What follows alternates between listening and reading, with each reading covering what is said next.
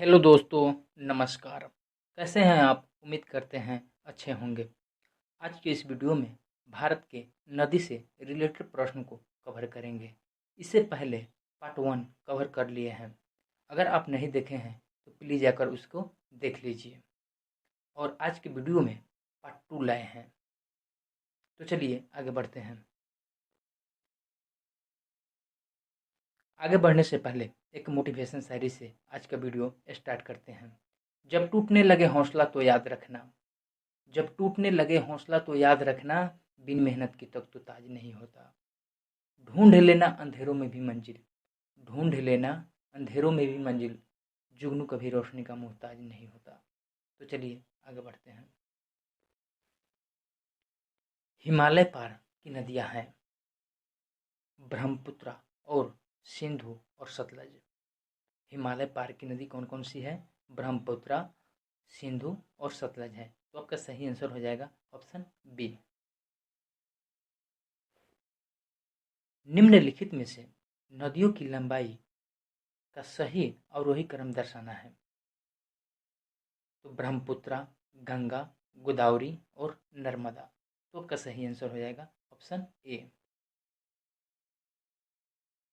अगर आपको इस वीडियो का पीडीएफ चाहिए तो टेलीग्राम चैनल का लिंक वीडियो के डिस्क्रिप्शन में दे दिए हैं, आप वहां से ज्वाइन कर लीजिए। चलिए आगे बढ़ते हैं। भारत की बृहत्तम नदी कौन सी है? तो गंगा है। भारत की बृहत्तम नदी कौन सी है? तो गंगा है। तो आपका सही आंसर हो जाएगा ऑप्शन डी, गंगा नदी।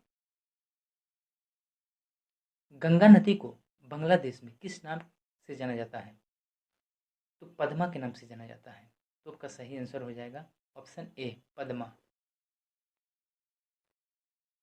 गंगा एवं ब्रह्मपुत्र की संयुक्त जलधारा किस नाम से जानी जाती है? तो मेघना के नाम से जानी जाती है। तो आपका सही आंसर हो जाएगा ऑप्शन सी, मेघना।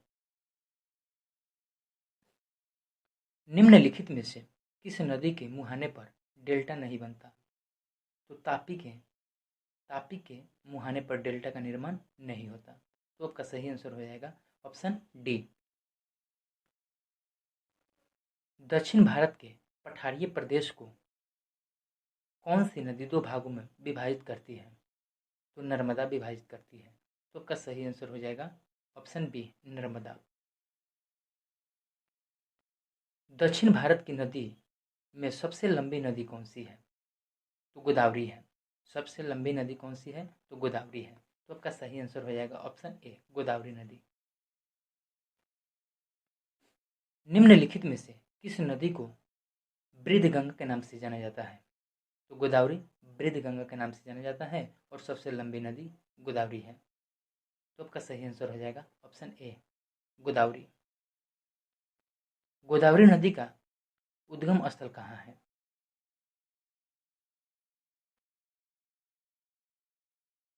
त्रियंबकम गांव में है। गोदावरी नदी का उद्गम स्थल कहाँ है? त्रियंबकम गांव में उसका उद्गम स्थल है। बेनगंगा तथा पेनगंगा किसकी सहायक नदी है? तो गोदावरी की सहायक नदी है। तो आपका सही आंसर हो जाएगा ऑप्शन ए, गोदावरी। भारत की सबसे लंबी नदी जिसका उद्गम तथा मुहाना दोनों भारतीय क्षेत्र में स्थित है? तो गोदावरी की मुहाना और उद्गम भारतीय क्षेत्र में स्थित है। तो आपका सही आंसर हो जाएगा ऑप्शन बी। कावेरी नदी का उद्गम स्थल कहाँ है? तो ब्रह्मगिरी में स्थित है। तो आपका सही आंसर हो जाएगा ऑप्शन सी, ब्रह्मगिरी। कावेरी नदी कहाँ गिरती है? तो यह बंगाल की खाड़ी में गिरती है। कृष्णा, कावेरी और महानदी, यह तीनों के तीनों नदी कहाँ गिरती है? बंगाल की खाड़ी में गिरती है। तो आपका सही आंसर हो जाएगा ऑप्शन ए। कावेरी नदी जल विवाद मुख्यतः किन दो राज्यों के मध्य स्थित है? कर्नाटक और तमिलनाडु। तो आपका सही आंसर हो जाएगा ऑप्शन डी, कर्नाटक और तमिलनाडु के मध्य स्थित है। निम्नलिखित में से कौन सी नदी कृष्णा नदी की सहायक नदी नहीं है? अमरावती, यह कृष्णा नदी की सहायक नदी नहीं है। तो आपका सही आंसर हो जाएगा ऑप्शन डी, अमरावती। लूनी नदी किसमें गिरती है? तो यह कक्ष किरण में गिरती है। तो आपका सही आंसर हो जाएगा ऑप्शन सी, कक्ष किरण। नर्मदा नदी का अधिकांश भाग भारत के किस राज्य में बहता है? तो यह मध्य प्रदेश में अधिकांश भाग बहता है। तो आपका सही आंसर हो जाएगा ऑप्शन सी, मध्य प्रदेश। भारत में डेल्टा बनाने वाली नदी कौन है? गंगा, महानदी और कावेरी, यह तीनों नदी भारत में डेल्टा बनाती है। तो आपका सही आंसर हो जाएगा ऑप्शन सी। कहाँ भागीरथी और अलकनंदा मिलकर गंगा बन जाती है? तो यह देवप्रयाग में मिलकर बन जाती है गंगा। तो आपका सही आंसर हो जाएगा ऑप्शन बी।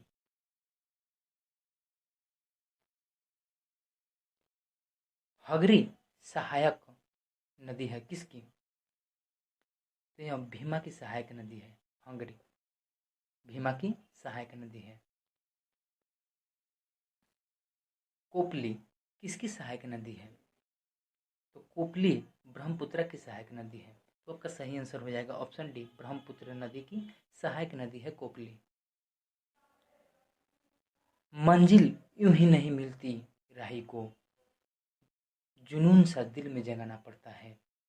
मंजिल यूं ही नहीं मिलती राही को, जुनून सा दिल में जगाना पड़ता है। पूछा चिड़ियों से कि घोंसला कैसे बनाता है? तो वह बोली थी, तिनका तिनका उठाना पड़ता है, तिनका तिनका उठाना पड़ता है। चलिए आगे बढ़ते हैं। खारी नदी जिस अपवाह तंत्र का अंग है वह है बंगाल की खाड़ी। खारी नदी जिस अपवाह तंत्र का अंग है वह बंगाल की खाड़ी है। तो आपका सही आंसर हो जाएगा ऑप्शन डी। सतलज नदी का उद्गम है, सतलज नदी का उद्गम कहाँ है? तो इनमें से कहीं भी नहीं है, न भारत में है, न चीन में है और न ही पाकिस्तान में है। निम्नलिखित में से कौन सा कथन सत्य नहीं है? कावेरी का उद्गम आंध्र प्रदेश में है। नहीं, ये गलत है। तो आपको गलत चुनना है। तो आपका सही आंसर कौन हो जाएगा? Option C. भारत की सबसे अधिक नौगमय दो नदी कौन सी है? भारत की सबसे अधिक अधिक नौगमय दो नदी कौन सी है? गंगा और ब्रह्मपुत्र है। तो का सही आंसर कौन हो जाएगा? ऑप्शन बी, गंगा और ब्रह्मपुत्र हो जाएगा। निम्नलिखित नदियों में से भारत में किस पर सबसे लंबा सड़क सेतु है? तो गंगा नदी पर है। तो आपका सही आंसर हो जाएगा कौन? ऑप्शन डी हो जाएगा, गंगा नदी। सुंदरबन का डेल्टा कौन सी नदी बनाती है? तो गंगा भी बनाती है और ब्रह्मपुत्र भी बनाती है। सुंदरबन का डेल्टा कौन कौन सी नदी बनाती है? तो गंगा और ब्रह्मपुत्र बनाती है। तो आपका सही आंसर हो जाएगा ऑप्शन सी। गंगा और ब्रह्मपुत्र नदियों का उद्गम स्थान क्रम स्थित है उत्तराखंड और तिब्बत में स्थित है। तो आपका सही आंसर हो जाएगा कौन? उत्तराखंड और तिब्बत, ऑप्शन डी हो जाएगा। निम्नलिखित में से कौन सी नदी का उद्गम भारत में नहीं है? ब्रह्मपुत्र का भारत में नहीं है उद्गम स्थल। तो आपका सही आंसर हो जाएगा ऑप्शन सी। शिप्रा नदी निम्नलिखित में से किसकी सहायक नदी है? तो चंबल का सहायक नदी है शिप्रा। तो आपका सही आंसर हो जाएगा कौन? ऑप्शन बी हो जाएगा, चंबल।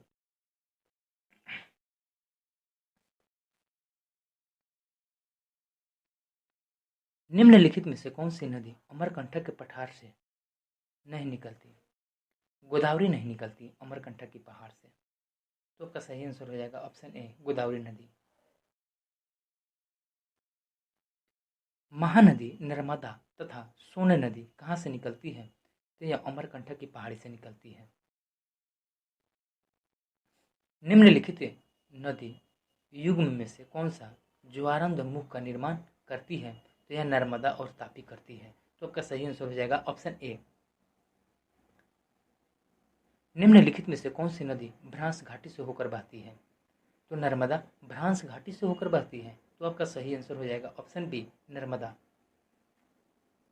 निम्नलिखित में से किस नदी को उसकी पवित्रता के कारण दक्षिणी भारत की गंगा भी कहा जाता है, कावेरी को कहा जाता है? तो आपका सही आंसर हो जाएगा ऑप्शन डी, कावेरी। कृष्णा नदी का उद्गम स्थल किसके समीप स्थित है? तो यह महाबलेश्वर के समीप स्थित है। तो आपका सही आंसर हो जाएगा ऑप्शन ए, महाबलेश्वर।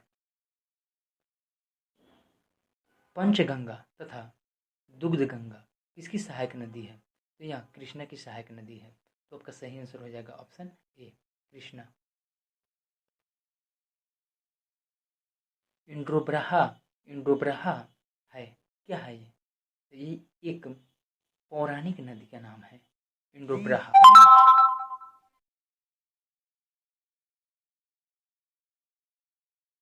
दामोदर नदी निकलती है छोटा नागपुर की पठार से निकलती है दामोदर नदी। तो आपका सही आंसर हो जाएगा ऑप्शन बी, छोटा नागपुर। अरावली पर्वत श्रृंखला निम्नलिखित में नदी प्रणाली से विभाजित होती है, चंबल और साबरमती। तो आपका सही आंसर हो जाएगा ऑप्शन बी। सिंधु नदी का उद्गम स्थल है शेषनाग झील। सिंधु नदी का उद्गम स्थल कौन है? तो शेषनाग झील है। तो आपका सही आंसर हो जाएगा ऑप्शन बी।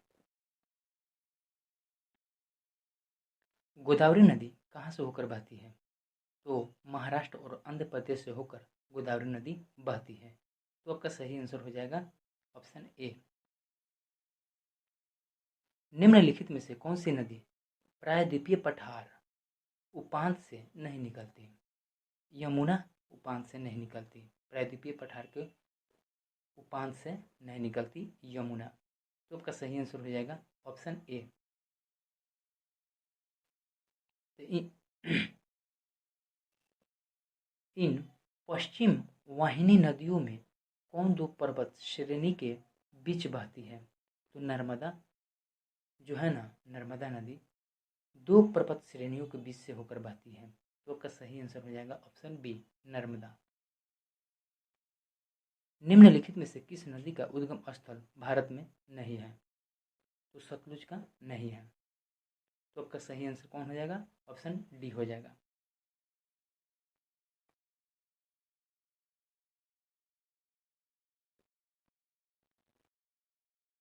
निम्नलिखित में से कौन सी नदी यमुना नदी में नहीं मिलती है? सोन नदी यमुना नदी में नहीं मिलती है। तो आपका सही आंसर हो जाएगा ऑप्शन सी। हाल ही में केंद्र सरकार ने जिसे राष्ट्रीय नदी का दर्जा देने की घोषणा की है, वह नदी कौन सी है? तो वह गंगा नदी है। तो आपका सही आंसर कौन हो जाएगा? ऑप्शन ए, गंगा नदी। निम्नलिखित नदियों में से किसका सर्वाधिक बड़ा जल ग्रहण क्षेत्र है? तो गोदावरी का है। तो आपका सही आंसर कौन हो जाएगा? ऑप्शन सी हो जाएगा, गोदावरी नदी। वीडियो कैसा लगा आप कमेंट बॉक्स में ज़रूर बताइए। वीडियो अच्छा लगे तो लाइक, शेयर और सब्सक्राइब जरूर कीजिए। अगर आपको इस वीडियो का पीडीएफ चाहिए तो मेरे टेलीग्राम चैनल ज्वाइन कीजिए। टेलीग्राम चैनल का लिंक वीडियो के डिस्क्रिप्शन में दे दिए हैं। आज के लिए इतना ही, मिलते हैं अगले वीडियो में। तब तक के लिए जय हिंद, जय भारत।